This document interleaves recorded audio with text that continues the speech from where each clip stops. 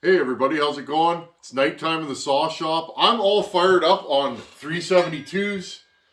I got my 2005 372 build here. That's the first one I'm going to start.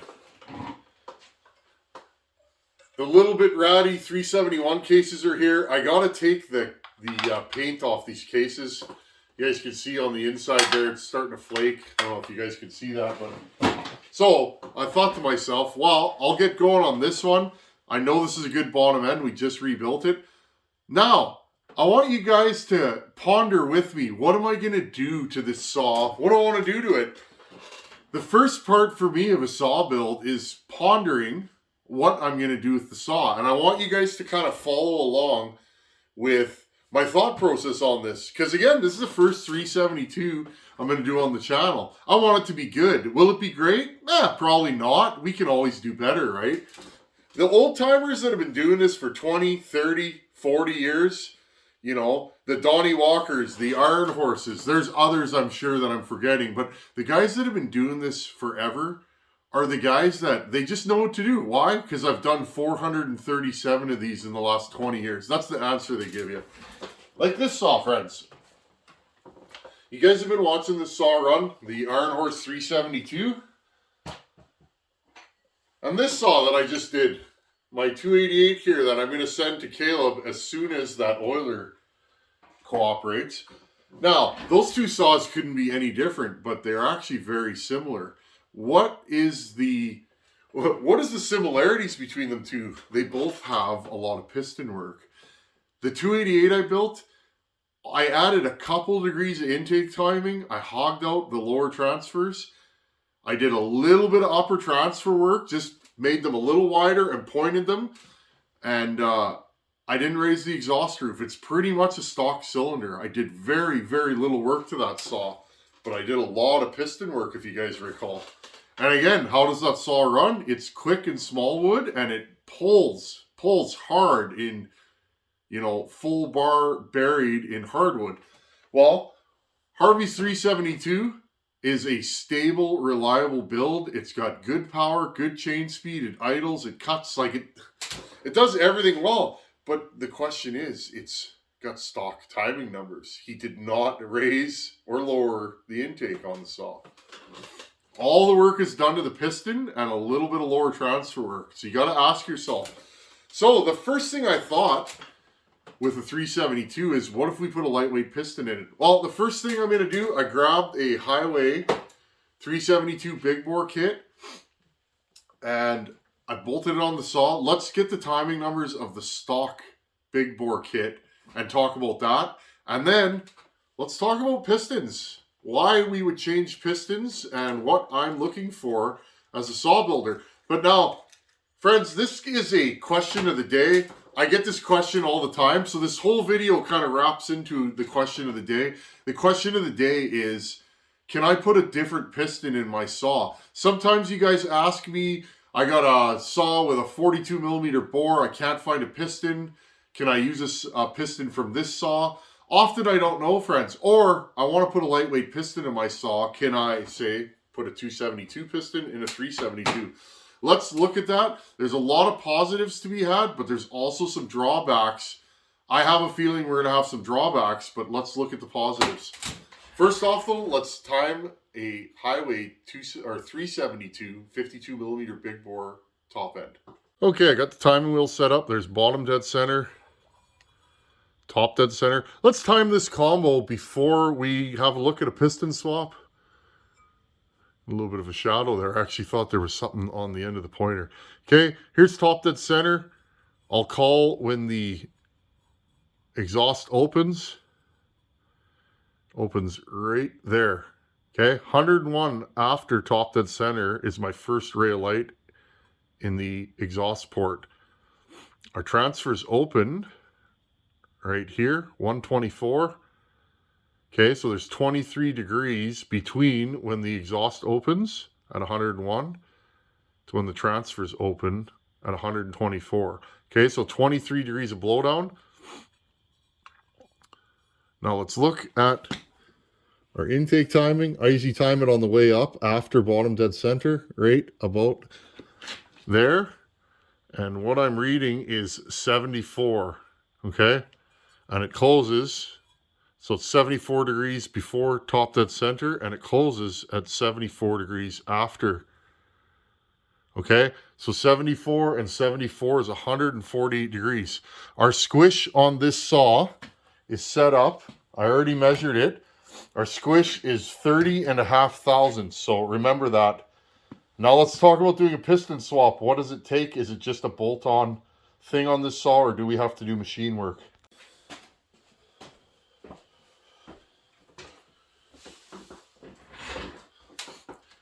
Okay, we timed it there with no base gasket. I wrote the numbers down here.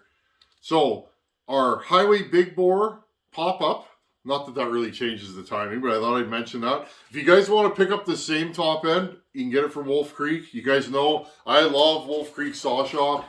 Ryan over there has been so good to this channel. Remember, friends, I'm just some guy messing around in his garage. Without the good folks at places like Wolf Creek, it would be a lot harder to make these projects happen. So I always say this, and I feel like a broken record sometimes, but I mean it. If you're looking for Highway, Meteor, NWP, there's various other parts there. If you're looking for SKF bearings, etc., please go check out Wolf Creek Saw Shop. Highway big bore, no gasket. So I did it with no base gasket. My squish is 30 thou. Some people would say that's loose for a work saw. I wouldn't scoff at that. That's more than fine. My intake, 74 before top dead center, or 148 duration. Nothing wrong with that. That's decent. I like to see them hovering around high 140s, low 150s stock. If they're like low 140s, I like to see them a little bit better. I think Highway's got this pretty bang on for a stock cylinder. My transfers open at 124 after top dead center. So your transfer duration on these is 112 degrees. My exhaust opens at 101. Okay, so 101 on the exhaust, 124 on the transfers. That's 23 degrees of blowdown, 148 on the intake. Honestly, those are good numbers. If you don't have a wheel and you don't really want to port, but you do with this top end, honestly, I would probably notch 30 thou on the back of the piston to give you a little more intake timing, and I would hog out those lower transfers and send it, and you'd probably have a pretty good running power saw. Okay, so there's our stock numbers. Now the question is, where do I want to go with this build? I don't know. I thought about it quite a bit, and I thought, I wonder, because you guys know me, I'm a 266, 272 man. I got a bunch of these 272 pistons kicking around. I thought to myself, I wonder if I can fit a 272 piston in here. Here's the stock 372 big bore piston, and here's the 272 piston. Let's weigh both of them and see how much of a difference in weight there is. And then I'm going to show you guys a quick and easy way to know how close a piston is going to be to fitting in your saw. Because again, I get this question all the time. It's not difficult, but there are a few things you have to be aware of. First thing, let's weigh these two pistons to find out, is this even something that I should look at? Is there that much of a weight savings? Okay, we're at the scale here. Let's turn it on. Make sure it's zeroed. Okay, first off, stock piston. 100 grams, okay? Now, if you look at this piston, there are places we could lighten it. I'm sure I could take some weight off in here, get rid of these sharp corners. Nothing wrong with this piston the way it is, though, okay? Again, 100 grams. Let's look at a 272 pop-up piston. So right there, we've saved 14 grams, okay? That's a substantial weight savings. Let's look at another piston here, just for fun, because we're here. Let's look at a Meteor piston, a non-pop-up. I bet you that pop-up adds some weight. Oh yeah, now we're talking, okay? 22 grams of weight savings. Now, if you guys remember my 288 build, I shaved like 25 grams or 20 grams off that piston just by doing flow work and other things. I think it was 20 grams total. Now, think about how that saw runs. It's super energetic, snappy, strong, okay? But really, all the work's done to the piston. So right there, we might not want to use this pop-up. Now, you have to decide, do you want to use a pop-up or not? That's up to you. Pop-up should give you a little more compression. If they're not particularly tall, they shouldn't interrupt flow that much. Remember, when your transfer's open, they can hit this pop-up and cause your transfer flow, instead of hitting that back wall and swirling forward, they could go up and, you know. Okay, let's say we start with, okay, that's 22 grams, 21 grams lighter. And again, this isn't a fancy scale. Okay, 21 grams lighter. Now, how would we know if this piston is going to fit in this saw? Okay, this has 30,000 squish set up in our cylinder, right?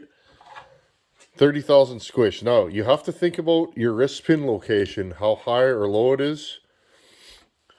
Now, there are many 52 millimeter saws, okay? But most of the stills, if you look, the wrist pin is even lower. So that's something to think about. Now, look at that, friends. Well, that's a lot more than 30 thousandths, isn't it? Okay, I'm going to grab my caliper here. Zero it out. Okay, and I'll just give you a rough measurement right in the center. Okay. So the height difference between these two saws is 69 thousandths, okay? So remember that, 69 thousandths. So you say, well, great. What does that mean? Well, that means the distance from the wrist pin to the crown is 69 thousandths. So right away, if you wanted 25,000, we'll just leave it at 30,000 squish.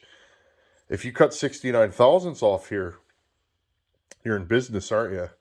But you're not. Here's why I love this hobby. It's not easy, and you scratch your brain sometimes. Remember, friends, if I cut too much, 135 thousandths, okay? If I cut too much off the top of here, guess what? That ring will break the top of that piston off. How thin you want to go, that's up to you. My personal rule, 100 thousandths.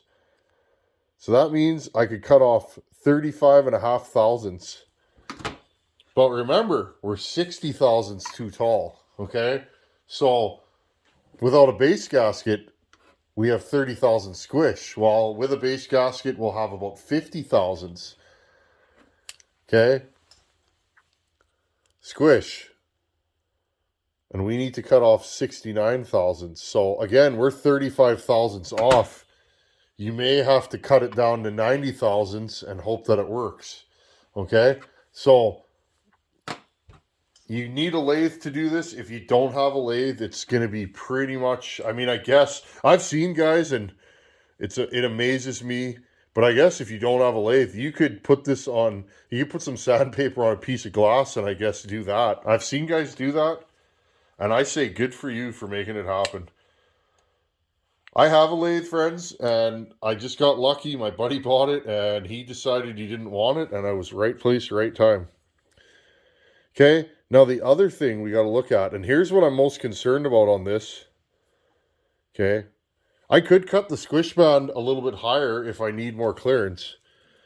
This is what I'm concerned about here, friends. Okay. I want you guys to see this. Okay. Do you guys see the distance? That's about 1/8 of an inch. I don't know. I'll just eyeball it on here. Yeah, it's about 1/10 of an inch. So right there, we know that even though this piston's super light and we want to use it, we might get far beyond our 148 degrees of intake timing. And in fact, what I'm going to do, I'm going to mount this piston in the saw after I cut the top. And let's check the intake timing. I want to show you guys the difference, okay? So that's 1/10 of an inch. I bet you, I don't know. I bet you we're going to get 8 to 10 degrees of intake timing out of that. I'm going to pause you guys here. I'm going to chuck up a piston in a lathe and cut the top of it. And I'll show you guys what a cut piston looks like. And we can measure it and show you guys. And let's weigh it. Here's my modified piston. Now, I hold these with a 4-jaw chuck. It's super time consuming to zero it out. Up and down, in and out. If you have a decent chuck, if you put the skirts flat to the chuck, you're usually pretty zeroed here, but it does take time, friends. I didn't want to bore you with the details. Now, I cut off, let's measure this. Remember I said I want about 100 thousandths? Okay.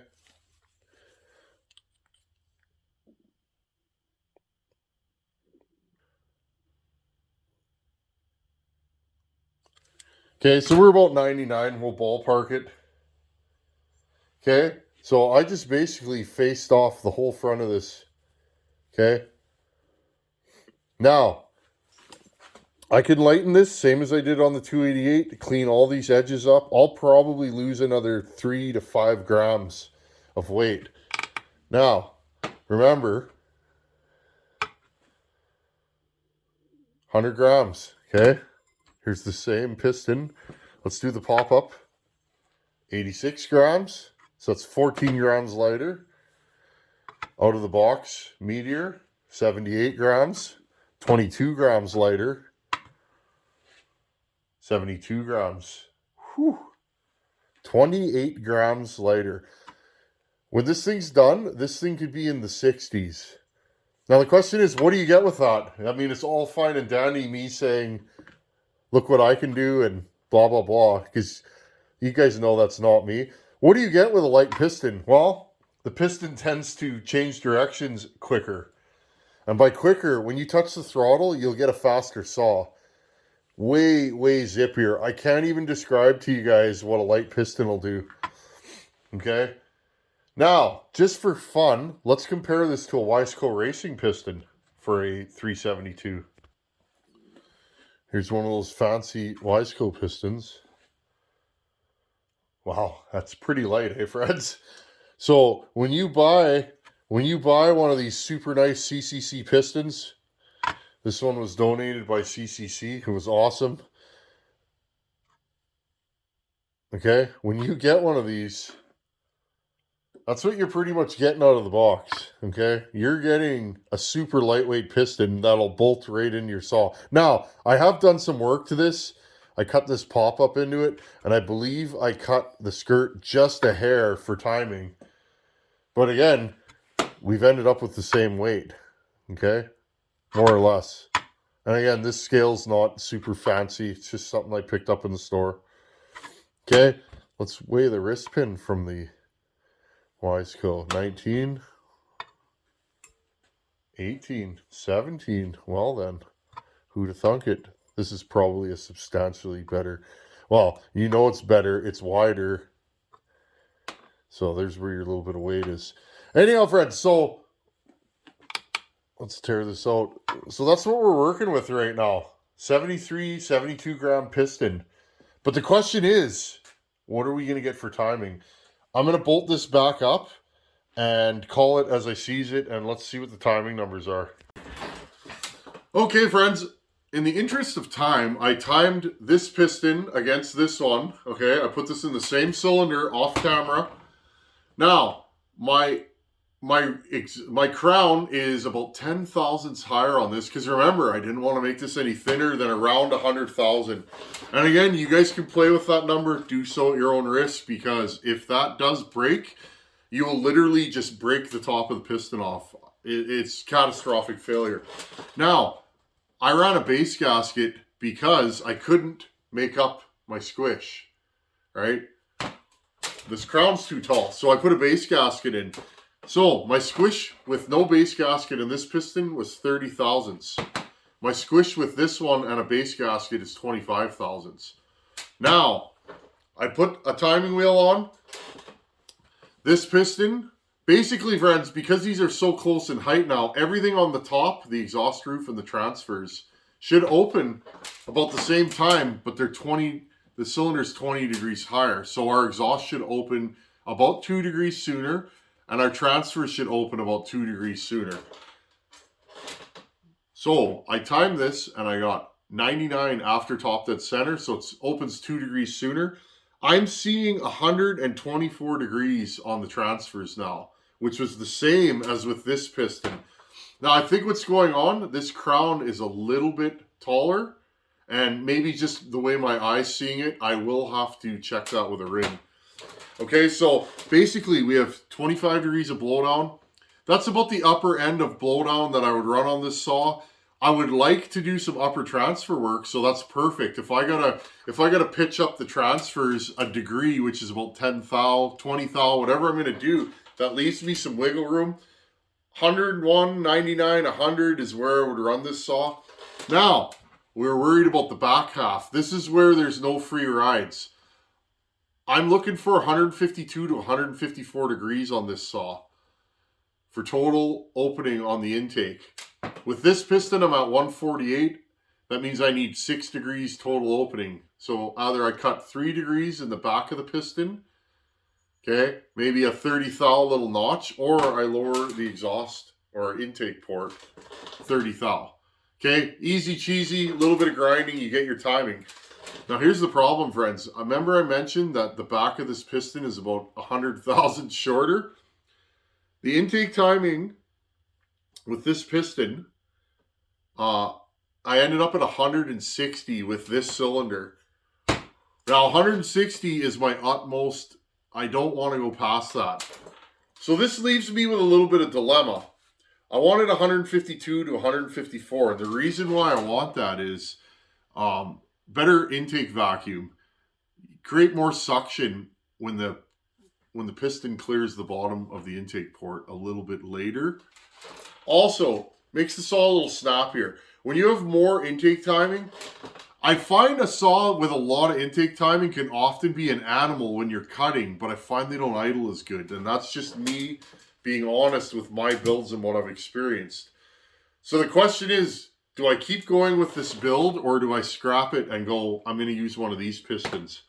And that is a question for another day, friends. I don't know. I think the only thing I can do is do my lower transfer work and maybe slap this thing together and see how it runs. Do you guys see what I'm getting at here? Piston swaps, there's no free rides. What the ideal would be, a piston crown that's pretty close to the same height. Maybe it's 20 thou taller and you cut a little bit off of it. And that actually has longer skirts. The only problem with longer skirts is you can't time the saw because you usually bottom out on bottom dead center. That's the other thing you gotta watch for. If you're doing a piston swap, make sure that you got room on the bottom of the piston, because this will all swell, and if it's too close, you'll actually tap the bottom. You could break the skirt. So, friends, I might actually just throw this saw together the way it is. In fact, it would kind of be neat to just put a super light piston in a stock cylinder and see what it does. Again, with a low tension ring and all the other little go fast moves that we use, put a pipe on it and see. Would be cool if you could make a really strong saw with just piston work. Well, Harvey showed that you can. Now the question is, what's it like in a 52 millimeter build? We're going to keep on going. If I like this build, I'll run it for a bit, but then we can go, okay, we want more RPM or more this or more that, and that's where you start playing with your timing numbers. Anyhow, friends, this kind of ties into a question of the day. That's what you got to do a piston swap. It can be a lot of work. Some saws are very close and it's really easy to do a piston swap. Others take machine work and measuring and checking your timing, like this one. It is doable, but again, the other thing you run into, friends, is your wrist pin the same size. These are all 12 millimeter wrist pins. Sometimes you end up with a 13 mil and then it's really hard to change. Anyhow, friends, I hope you learned something. Keep coming here and being positive. I love the comments. I read every comment, friends. I do. I'm always in there. Keep sending emails with your questions of the day and your general questions. And let's just keep hanging out and learning about power saws. Thanks for watching. Take her easy. Later.